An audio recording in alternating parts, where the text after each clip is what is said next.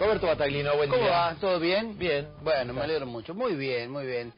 Me acordé porque con este clima de festejos que estamos viviendo por los 10 años de Arriba Córdoba, hace rato que tenía ganas de hacer una comida así especial en un lugar fuera de Córdoba, así que me fui para Tus Pagos. Anduve por... Santa Rosa de Calamuchita. No, sí, en Calamuchita, pero en Villa Berna. Fui a visitar a un amigo. Tenemos un enfrentamiento, claro. ¿Con Villa Berna? No, con Villa Berna no, con Villa General Belgrano. Ah, bueno. Esa es zona de influencia de Villa General Belgrano. No me daba el tamaño como para el clásico, digamos. Santa Rosa versus Villa General Belgrano. Ah, bueno, y Villa Berna quedaría más en el Villa radio. Berna en el radio de influencia de Villa General Belgrano. Bueno, ahí los muchachos de Bosque Douglas, mi amigo Franco Barabale, que preparó una comida impresionante. Así que si te parece, paso a narrar lo que arrancamos con un jabalí, curado, un lomo de jabalí curado, unos tomates, estaba acompañado con unos tomates que los había disecado pero con azúcar, y que me contó que la técnica de hacerlos muy despacito en el horno, bajarle la humedad al tomate y agregándole azúcar, le queda una textura distinta al tradicional tomate disecado que comemos, ¿no? Con unos honguitos ahí de esa zona, que este año fue un año muy llovedor, así que muchos hongos. Y hablando de año llovedor, me sorprendió, a propósito de este tema de los incendios, que me sorprendió porque hay muchos troncos tirados en la zona todavía que quedaron de... Algunos, seguramente los del tornado del 2012 se quemaron todos, pero muchos que quedaron del 2013. Y ahí hay una responsabilidad, una partecita del Estado, pero una parte muy importante de los propietarios de cada una de esas fincas, de esos terrenos, esos campos, que no sacan los troncos, porque eso queda como un material combustible muy peligroso. Y bueno, ha comenzado nuevamente la temporada de incendios en Córdoba, afortunadamente mucho más humedad obviamente que el año pasado y demás, pero es un tema, me parece, que habría que atender, habría que tener un sentido de la responsabilidad mucho más arraigado y sacar eso cuanto antes. Y en el medio, para arrancar con el primer tema, ustedes lo comentaban recién, esta polémica que se ha dado entre algunos cuarteles de bomberos y el gobierno provincial, de toda esta cuestión que ya se ha dicho mucho, pero me sorprende dos cosas. Una, que solo deban rendir el 30%, ¿no? Que la ley permite que los cuarteles de bomberos rindan el 30% de los aportes que le da. Y la otra, que la provincia recién ahora descubra, después de tantos años, que hay cuarteles de bomberos que pueden llegar, o que sospeche que pueden llegar a estar utilizando el dinero en otras cuestiones que no tengan que ver con equipamiento contra el fuego, lo cual habla de que los controles por ahí de los dineros públicos no son demasiado estrictos. Y la verdad que es una pena. Bueno, la semana pasada o la otra hablábamos del tema de también la utilización política que a veces se hace, de que ministros, legisladores, funcionarios entregan esos fondos a los cuarteles de bomberos como si estuvieran dando plata propia, y esos son recursos de los cordobeses, de una tasa especial que se recauda y que primero debería estar enteramente dedicada a tareas que tienen que ver con esto, con la prevención del fuego, y no desviarse en otros vericuetos administrativos. Y la segunda, no deberían ser utilizados como un botín político, ¿no? Es decir, te doy esta plata para que apagues el fuego, ¿no?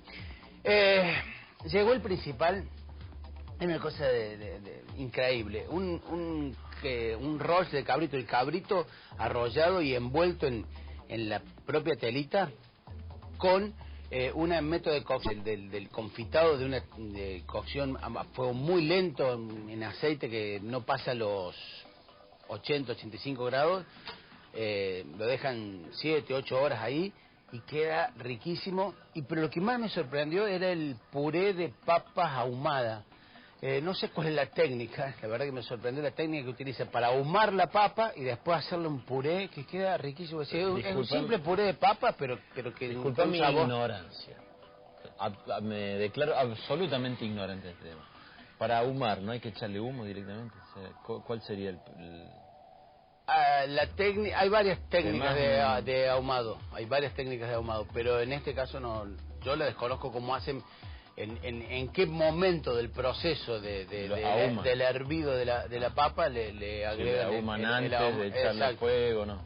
Exacto, hay en algún momento, pero queda muy rico, muy interesante. Me gustó.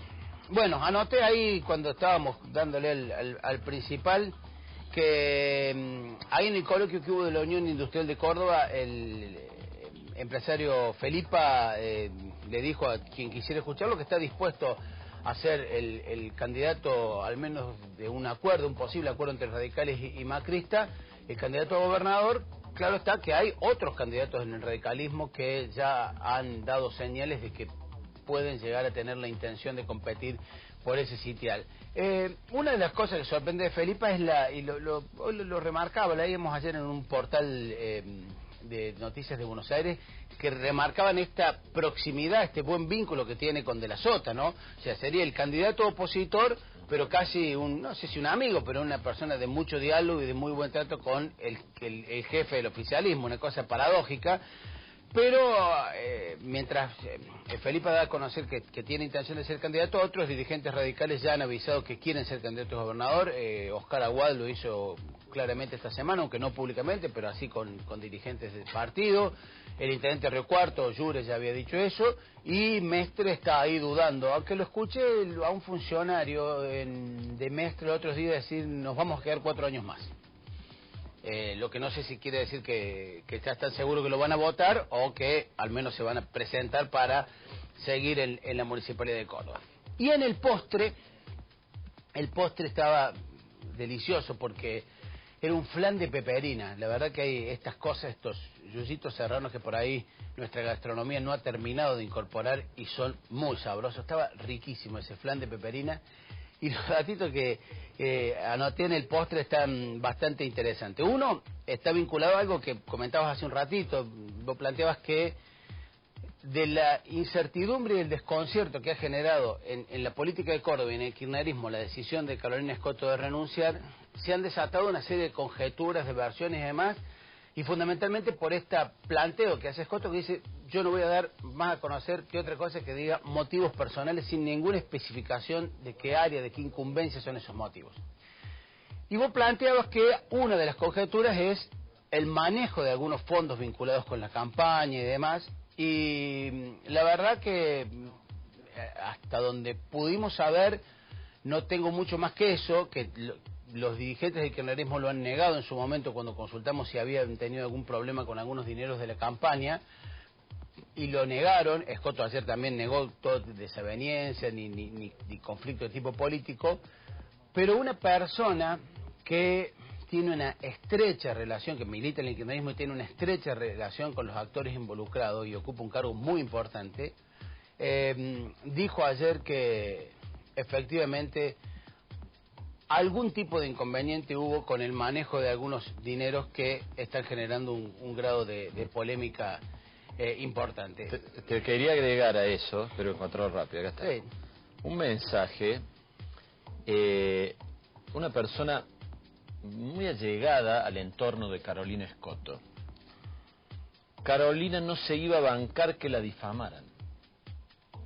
O sea, te quiero decir, como que hubiese habido una pelea muy fuerte, algunos señalan la Cámpora o la otra agrupación que medita la Jaureche, como los enfrentados en esta disputa muy fuerte. O sea, bueno, Carolina Escoto, a tenor de lo que ella dijo públicamente, no ha habido ningún conflicto con nadie. Sí, es por eso. Esa es la versión oficial. Las conjeturas y conjeturas salidas del propio seno del kirchnerismo dan cuenta de otra serie de episodios de tipo político y uno vinculado con los fondos de campaña. Un tecito de hierba serrana. No, me olvidé cómo le llaman los mexicanos a esta flor de hibiscus que tiene. La flor es de hibiscus, pero los mexicanos le llaman de una forma que me olvidé, un té rojo así muy intenso, muy rico. Y ahí anoté un datito muy interesante. Dice que ayer habló Cristina por cadena, bueno, fue justo antes de Telenoche. La migración de audiencia, la caída de audiencia de los canales de aire a los de cable cada vez es más marcada cuando hay cadena nacional. Ayer los canales de cable sumados, los canales de cable en Buenos Aires, la medición en Buenos Aires, ¿no? Los canales de cable sumados daban a las 7 y pico de la tarde, cuando estaba hablando Cristina, 34 puntos de rating. Cuando sumados en ese horario deben tener 10, sí, 10, 12, 15, ahora, 15, sí, ponele. 20 y algo tienen a la noche, digamos, pero hasta sí, 7 sí, de la esa hora tarde, sí, 7 de la tarde, que sé que duplicaron la cantidad de audiencia. Y la caída así por canal, así había algunos canales que el 13 arrancó la cadena con 9, 10 puntos de audiencia y bajó a 6, y así progresivamente todo, la TV pública, la Telefe y demás, se ve como que... O sea, la presidenta conspira contra la televisión abierta. Y no tiene mucha audiencia. Roberto, muchas gracias. Nos vemos el lunes. Nos vemos el lunes.